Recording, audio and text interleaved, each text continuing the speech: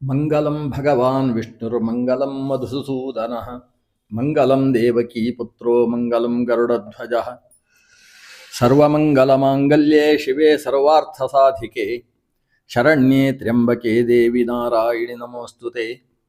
ಪ್ರಥಮೋ ಹನುಮಾನ್ ನಾಮ ದ್ವಿತೀಯೋ ಭೀಮಯೇವ ಚ ಪೂರ್ಣಪ್ರಜ್ಞಸ್ತೃತೀಯಸ್ತು ಭಗವತ್ಕಾರ್ಯಸಾಧಕಃ. ಪರಾಭವನಾಮ ಸಂವತ್ಸರ ಇವತ್ತಿನ ಚೈತ್ರ ಶುಕ್ಲ ಪ್ರತಿಪತ್ತಿನಿಂದ ಆರಂಭ ಆಗ್ತಾ ಇದೆ. ಹೊಸ ಸಂವತ್ಸರದ ಶುಭಾಶಯಗಳನ್ನು ಮೊದಲು ಭಗವಂತನನ್ನು ಪ್ರಾರ್ಥನೆ ಮಾಡಿ ತಮ್ಮೆಲ್ಲರಿಗೂ ಹೇಳ್ತಾ ಇದ್ದೇನೆ. ಈ ಬಾರಿಯ ಪರಾಭವ ಸಂವತ್ಸರದ ಬಗ್ಗೆ 4 ಮಾತು ಹೇಳಬೇಕು ಅಂತೇಳಿ ಶಿಷ್ಯರ ಅಪೇಕ್ಷೆ. ವಸ್ತುತಃ ಪಂಚಾಂಗ ಶ್ರವಣ ಮಾಡುವಂಥದ್ದು ಇವತ್ತಿನ ವಿಧಿ. ಪ್ರತಿ ದಿವಸವೂ ಪಂಚಾಂಗವನ್ನು ಪಠಿಸಬೇಕು. ವಾರ್ಷಿಕವಾದ ವಿಶೇಷಗಳೇನು ಅನ್ನುವುದನ್ನು ಇವತ್ತು ಆಲೋಚನೆ ಮಾಡಬೇಕು. ಪ್ರಾಪ್ತೇ ನೂತನ ವತ್ಸರೆ ಪ್ರತಿಗೃಹಂ ಕುರ್ಯಾತ್ ಧ್ವಜಂ ತೋರಣಂ. ಹೊಸ ವತ್ಸರ ಅಥವಾ ಹೊಸ ಸಂವತ್ಸರ ಆರಂಭವಾದ ಹೊತ್ತಿಗೆ ಮನೆಯಲ್ಲಿ ತೋರಣವನ್ನು ಕಟ್ಟಿ ಧ್ವಜಾರೋಹಣವನ್ನು ಮಾಡಿ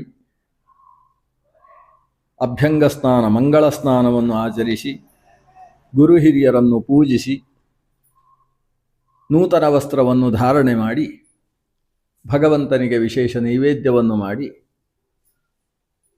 ಹಿರಿಯರಿಗೂ ಬಂಧುಗಳಿಗೂ ನಮಸ್ಕರಿಸಿ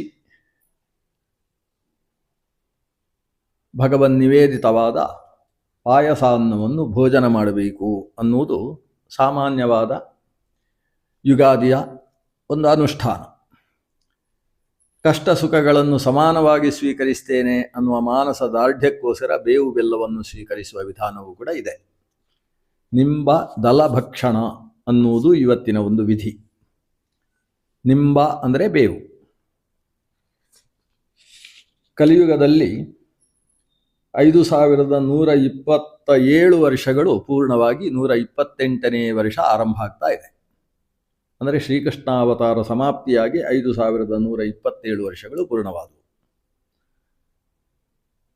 ವಿಶ್ವಾವಸು ಪರಾಭವವು, ವಿಶ್ವಾವಸು ಸಂವತ್ಸರ ಆದ ಮೇಲೆ ಬರುವಂತಹದ್ದು ಪರಾಭವ ಸಂವತ್ಸರ. ಕೆಟ್ಟದ್ದಕ್ಕೆಲ್ಲ ಪರಾಭವವನ್ನು ಕೊಡುವಂತಹ ಕಾಲ ಅಂತ ನಾವು ಆಲೋಚಿಸುವುದು. ದುಷ್ಟರನ್ನು ಪರಾಭವಗೊಳಿಸುವುದರಿಂದ ಪರಾಭಾವಯತಿ ಇತಿ ಪರಾಭವ ಅಂತ ಭಗವಂತನ ಹೆಸರು. ಪರಾಭವ ಅನ್ನುವ ಹೆಸರಿನಿಂದ ಈ 365 ದಿವಸಕ್ಕೆ ನಿಯಾಮಕನಾದ್ದರಿಂದ ಅಥವಾ 354 ವರ್ಷದ ದಿವಸಗಳ ನಿಯಾಮಕನಾದ್ದರಿಂದ ಭಗವಂತನಿಗೆ ಪರಾಭವ ಅಂತ ಹೆಸರು. ಪರಾಭವ ನಾಮಕನಾದ ಭಗವಂತನಿಂದ ಅಭಿಮನ್ಯಮಾನವಾದ ಕಾಲ ಪರಾಭವ ಸಂವತ್ಸರ. ಈ ಬಾರಿ ಗುರು ರಾಜ, ಗುರುವಾರದ ದಿವಸ ಪ್ರತಿಪತ್ತು ಬಂದಿರುವುದರಿಂದ ಗುರು ರಾಜ. ಮೇಷ ಸಂಕ್ರಾಂತಿ ಕುಜವಾರ ಬಂದಿರುವುದರಿಂದ ಕುಜ ಅಂದರೆ ಮಂಗಳ ಮಂತ್ರಿ. ಸೌರ ಸಂವತ್ಸರದ ವ್ಯವಸ್ಥೆಯಲ್ಲಿ ಮಂಗಳ ರಾಜ, ಗುರು ಮಂತ್ರಿ. ರಾಜಮಂತ್ರಿಗಳಿಗೆ ಸಮಾನವಾದ ಬಲ. ಆದ್ದರಿಂದ ಎರಡೂ ವ್ಯವಸ್ಥೆಯ ಪ್ರಕಾರವೂ ಕೂಡ ಲೋಕದ ಫಲ ಸಮಾನವಾಗಿದೆ. ಹೆಚ್ಚು ಆಧಿಪತ್ಯ ಒಳ್ಳೆಯ ಗ್ರಹಗಳಿಗೆ ಸಿಕ್ಕಿದರೆ ವರ್ಷದಲ್ಲಿ ಶುಭ ಫಲ ಜಾಸ್ತಿ ಅಂತ ಅರ್ಥ. ರಾಜ ಗುರು, ಕುಜ ಮಂತ್ರಿ, ಸೇನಾಧಿಪತಿ ಚಂದ್ರ, ಪೂರ್ವ ಸಸ್ಯಾಧಿಪತಿ ಶುಕ್ರ, ಅಪರ ಸಸ್ಯಾಧಿಪತಿ ಕುಜ, ಧಾನ್ಯಾಧಿಪತಿ ಬುಧ, ಅರ್ಘಾಧಿಪತಿ ಚಂದ್ರ, ಮೇಘಾಧಿಪತಿಯೂ ಚಂದ್ರ, ರಸಾಧಿಪತಿ ಸೂರ್ಯ, ನೀರಸಾಧಿಪತಿ ಮತ್ತು ಗುರು. ಹೀಗೆ ಗುರು, ಚಂದ್ರ, ಶುಕ್ರ ಇವರಿಗೆಲ್ಲ ಆಧಿಪತ್ಯ ಜಾಸ್ತಿ ಇರುವುದರಿಂದ ಜ್ಯೋತಿಷ್ಶಾಸ್ತ್ರಾನುಗುಣವಾಗಿ ಗಮನಿಸಿದರೆ ಅತ್ಯಂತ ಉತ್ತಮವಾದ ವಾರ್ಷಿಕ ಫಲವನ್ನು ಇದು ಕೊಡ್ತದೆ. ಸರಿಯಾದ ರೀತಿಯಲ್ಲಿ ಮಳೆ, ಬೆಳೆ, ವೃಷ್ಟಿ, ಪುಷ್ಟಿ ಪ್ರಾಪ್ತಿಯಾಗ್ತದೆ. ವರ್ಷದ ವಿಶೇಷಗಳು ಅಂತೇಳಿದರೆ ಈ ಬಾರಿ ಒಂದು ಗ್ರಹಣವೂ ಕೂಡ ಭಾರತ ದೇಶದಲ್ಲಿ ಗೋಚರಿಸ್ತಾ ಇಲ್ಲ. ಗ್ರಹಣ ಇಲ್ಲದೆ ಇರುವ ವರ್ಷ.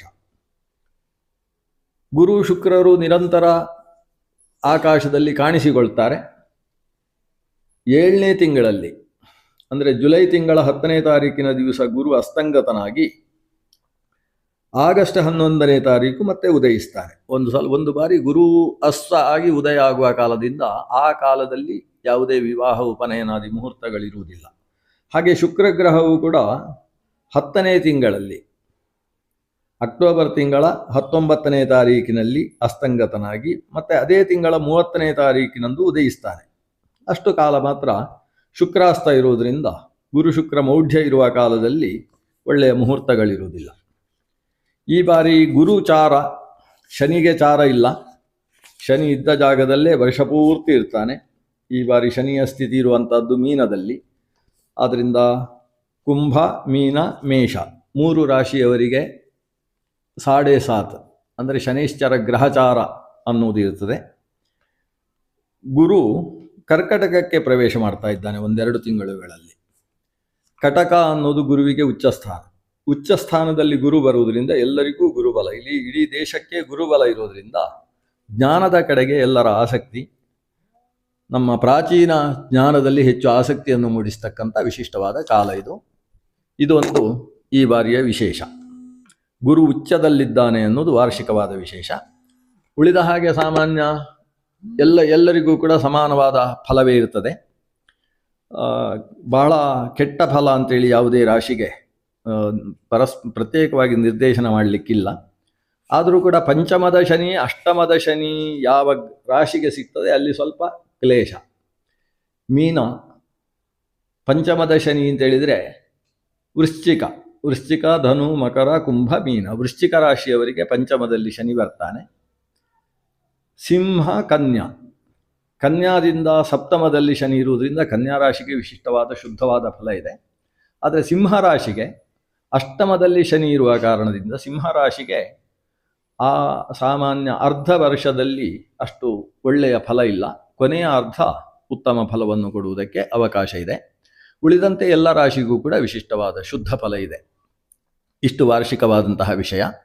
ಒಟ್ಟಂದದಲ್ಲಿ ಈ ಪರಾಭವ ಸಂವತ್ಸರ ಪರಾಭವ ನಾಮಕನಾದಂತಹ ಭಗವಂತನಿಂದ ನಿಯಮ್ಯವಾಗಿ ಲೋಕಕ್ಕೆಲ್ಲ ಕ್ಷೇಮ ಕೊಡಲಿ, ಪರಸ್ಪರ ಹೋರಾಟದ ಮನೋಭಾವ ಮನುಷ್ಯನಿಂದ ದೂರವಾಗಿ ತನ್ನ ಉತ್ಕರ್ಷದ ಹೋರಾಟದಲ್ಲಿ ಆತ ತೊಡಗಲಿ, ಯುದ್ಧಗಳು ನಿಲ್ಲಿ, ಲೋಕದಲ್ಲಿ ಶಾಂತಿ ನೆಲೆಗೊಳ್ಳಿ, ಯಾರು ಸದ್ಧರ್ಮನಿಷ್ಠರಾಗಿ ಲೋಕಕ್ಷೇಮಂಕರ ಚಿಂತನೆಯಲ್ಲಿರ್ತಾರೆ ಅವರಿಗೆ ನಿರಂತರವಾದ ಅಭಿವೃದ್ಧಿ ಪ್ರಾಪ್ತಿಯಾಗಲಿ ಅಂತ ಭಗವಂತನಲ್ಲಿ ಪ್ರಾರ್ಥನೆ ಮಾಡೋಣ.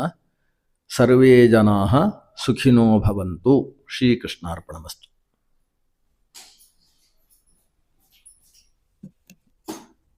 ಏನು ಕೆಲಸ